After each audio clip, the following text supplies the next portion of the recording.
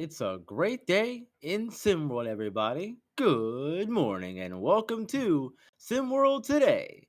I'm B-Ron. Alongside me for the morning is my co-host Marsh. Good morning, man. Happy Tuesday. How you doing?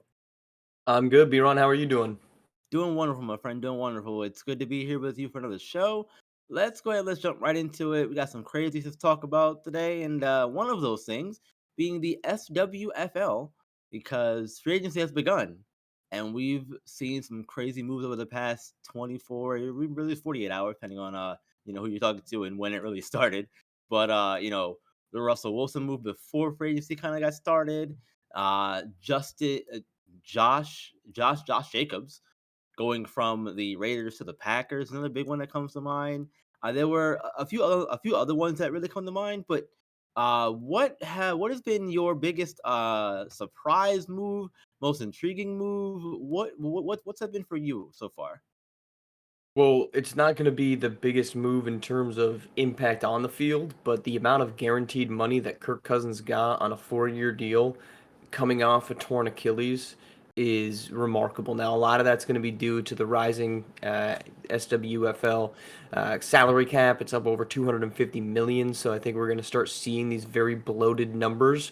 That's not because Mhm. the guy is necessarily worth that much, but there's more money to be spent by these teams, so they're going to spend it. And Kirk Cousins, even though the Achilles is certainly a debilitating physical injury, he was never an athletic quarterback, but it's still a lot of guaranteed money for the Atlanta Hawks. But I think it's very obvious that the Falcons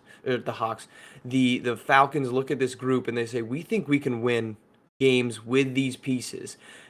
It Yeah. can't be Justin Fields, it was linked to them repeatedly, but Justin Fields is basically there's a high upside for Justin Fields. I'm not trying to discredit that he could still develop and he showed signs of it, but he was linked there a lot because there was this they need a quarterback. We've got a lot of pieces. Fields is still a work in progress. Kirk Cousins is not. And when you've got the pieces, Kyle Pitts, Bijan Robinson, that the Falcons have, it was a big move for me. It's not going to be the headline. The headliner is Saquon to the Eagles. The headliner is all of the moving chairs of the running backs throughout the league. But to me, the most notable one in terms of actual on-field impact is Kirk Cousins to the Falcons.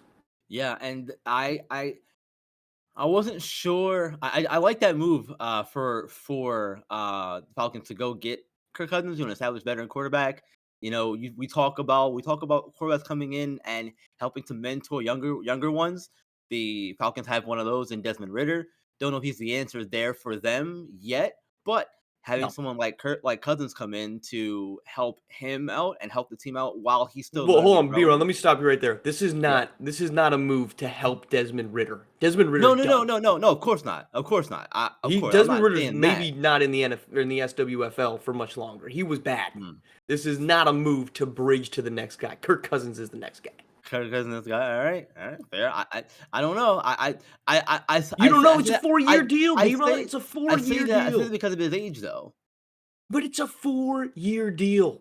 The only bridging that this is, if you're the Falcons, is Hmm. drafting a quarterback in the first round. They're not going to do that because by giving 100 guaranteed million to a quarterback who has made the playoffs with the Vikings, you are saying we are ready to make the leap. You are now every pick that they should be making is in terms of winning football games now.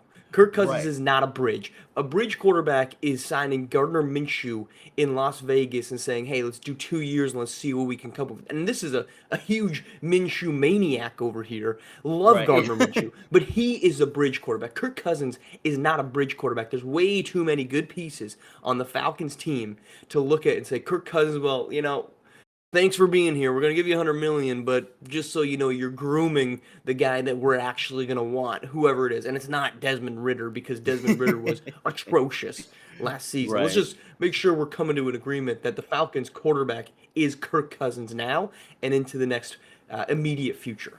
Right. No, I am agreeing with you in that regard. I am agreeing with you there. I also think that you can do two things at the same time. You can go get another guy later down the road. You don't have to get him next season. I'm not saying get him next season, 2 seasons from now. But in year three, year four, maybe you go get Yes. another guy if Kirk Cousins still around. That's more so where I was going with it. But for me, the move that kind of shocked me the most was seeing Austin Eckler go to the Commanders. I didn't I thought he was gonna stay in San Diego, in Los Should be San Angeles. Diego. It should be. I thought he was gonna stay with the Chargers. I really did. But now he's going to the Commanders after Antonio Gibson got signed as well to a different team. I forget where he went off the top of my head, but he's on a different team. So they got another running back to replace him, and I like the move. It's 11.4 million dollars for him. I Over 2 years, right? Yeah, oh, yeah, 2 years, 2 years, 11.4 million. Right. He's he's never eclipsed like 1,000 yards apparently. 'Cause he gets Which hurt. is yeah, yeah. I figured he would have at least once or twice, but yeah, he's hurt a lot. Hopefully that can change this season with Washington. I don't know, but I like the move in swapping. If you're gonna lose Antonio Gibson, I think getting a guy like Austin Eckler is a good replacement for him. So, that's mine. That's mine though. Well, I think if you look at that move, you're saying why doesn't he stay with the Chargers? Because across the league, there are teams are looking for opportunities if it's not an elite running back to get the most value for production, and it's why if you look in Cincinnati, they released Joe Mixon because they could sign Zach Moss to a 2-year, $8 million deal. Zach Moss was leading the league in rushing, or at least in the top five when he was filling in during last season. So that's really what you're looking at. And the Chargers believe that they have a piece out there that they can just say, look, we don't need to pay Austin Eckler any amount of money because one, we're going to get maybe 30, 50, 60% return on that value based on how much he's going to play. And then Mhm. meanwhile, we've got a guy that's probably making less than that or in the same ballpark that is more durable and does the same thing. So I'm not shocked that he's moved. I'm somewhat shocked it's as low as a value, but again, I think we talked about this a couple weeks ago. That's the running back in the Yeah. league value right now. We Mhm. can't sit here and say the running backs need their own union because that going market's the going market. Yeah, running backs are a dime a dozen. Let's move on, shall we? Sadiq Bey for the Hawks. Look, now we can talk Hawks, March. The Yeah, Atlanta yeah, thank Hawks, you. The other yeah, bird. yeah, yeah, you're welcome. Sadiq Bey tears ACL, and he's done for the year, man. Done for the year. This is unfortunate, especially with the Hawks' other injuries that they have. Trey Young, Jalen Johnson, and their backup center, uh, Onyeka Okongwu. Okongwu, we got you. Yeah, yeah, thank you. Appreciate it. Appreciate it.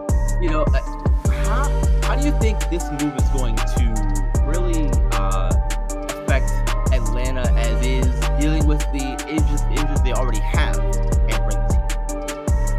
I don't think it impacts them at all because they're not a good basketball team. They're number 10. They're probably not falling out of 10 because the 11th ranked Brooklyn Nets are also a really bad basketball team. This Mhm. doesn't matter. The Hawks are going to be a one and done. They're going to make the play in because by default there's just not better basketball at that stage in the Eastern Conference. But it doesn't matter. This team, if they were smart, they'd shut down DeJounte Murray and try to find a way to get out of the play-in and juice their odds for a potential pick. But that's probably not going to happen unless they keep losing. But look, if you lose Saddiq Bey, who's been a bit of a disappointment as a three-point shooter this season, and that's the straw that broke the camel's back, that was one weak camel because that's not a very heavy straw. So it's unfortunate. Truthfully, I haven't seen the news out of Houston, but a couple nights ago, Alperen Sengun went down with a knee injury. I don't know Mm. what the prognosis on that has been, but to me, if there's any knee injury I'd be worried about, it's that one. Saddiq Bey, too bad. It's very unfortunate that an ACL injury that's about a 6 to 9 month recovery now in modern day NBA, or excuse me, SWBA.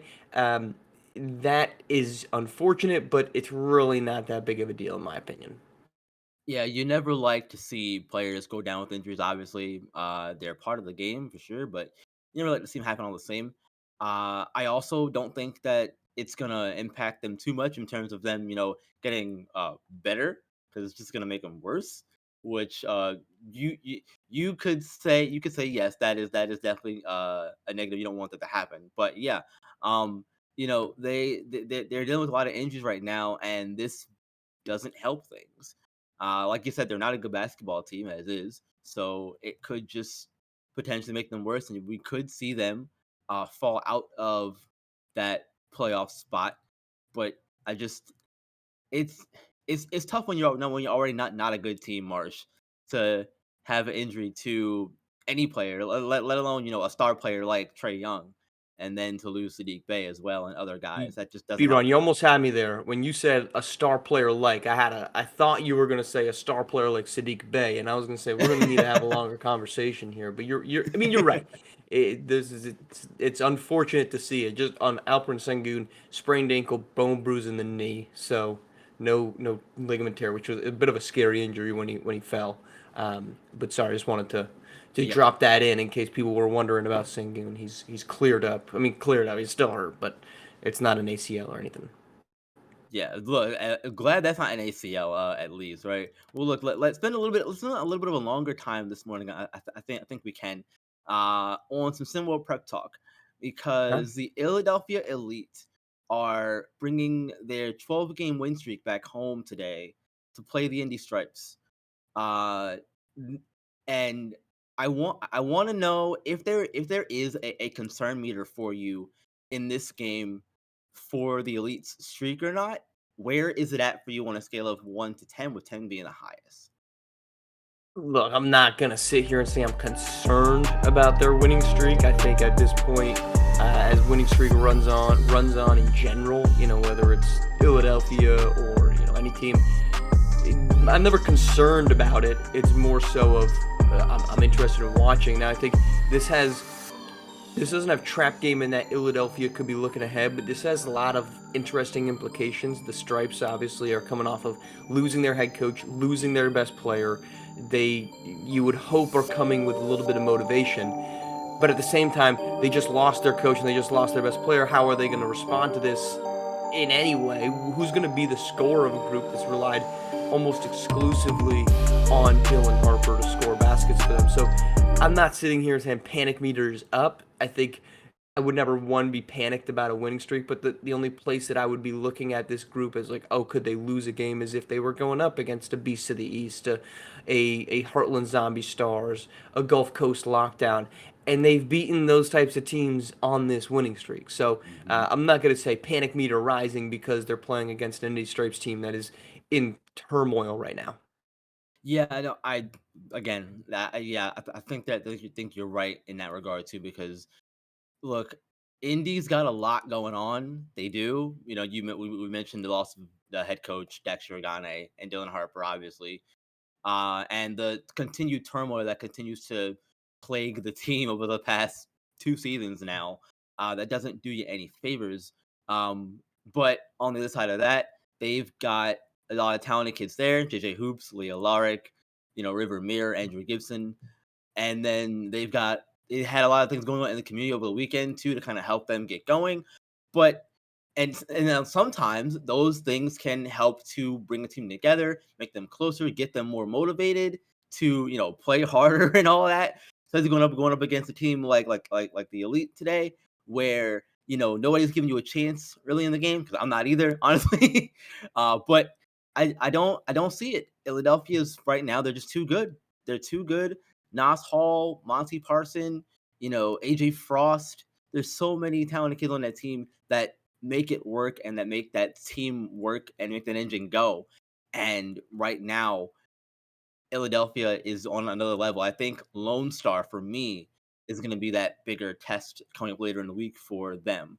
But we can talk more about that later on in the week, of course. That's going to do it for our today's episode of SimWorld today. Thank you all for joining us. As always, we appreciate you. Remember, hit the like button, subscribe to the channel so you know when videos and shows and streams and games go live for you. And until tomorrow, guys, remember, SimWorld's the only place where you can see the game, be the game. We'll see you tomorrow.